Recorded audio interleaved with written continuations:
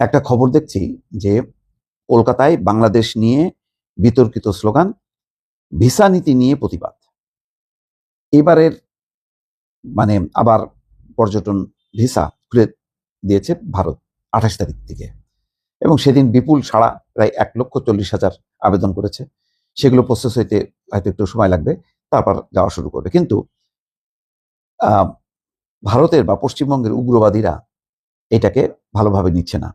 তারা রীতিমতো প্রতিবাদ সভা করেছে।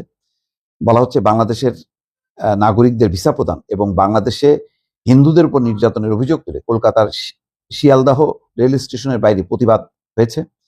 জাতির কথা নামের একটি অরাজনৈতিক হিন্দু সংগঠনের সদস্যরা এতে অংশ নেন।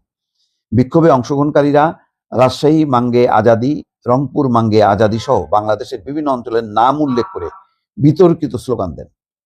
সমাবেশে সংগঠনটির নেতা জয়জিৎ ভট্টাচার্য, বাংলাদেশ সরকারের অন্তর্বর্তী সরকারের সাবেক প্রধান উপদেষ্টা ডক্টর ইউনূস জামাত ইসলামীর বিরুদ্ধে বক্তব্য দেন।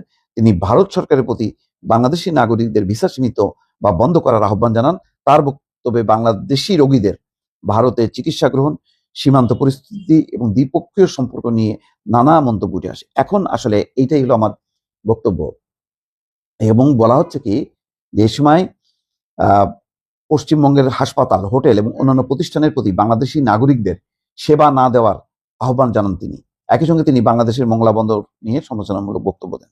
বাংলাদেশের পর্যটকরা এবার ভারতে গেলে নানা রকম প্রতিবন্ধকতার মুখে পড়বে এবং ভালোভাবে আপ্যায়িত হবে না, এবং কোনো কোনো ক্ষেত্রে তারা শারীরিকভাবে লাঞ্ছিত হইতে পারে। কারণ এখন পশ্চিমবঙ্গে উগ্রবাদী সাম্প্রদায়িক হিন্দু গোষ্ঠীরা তারা ক্ষমতায়, তারা রাজত্ব চালাচ্ছে। দেখেন, তারা ওই যে বিরোধী তৃণমূলের নেতা কর্মীদেরকে যেখানে পাচ্ছে সেখানে তাদেরকে হেনস্থা করতেছে।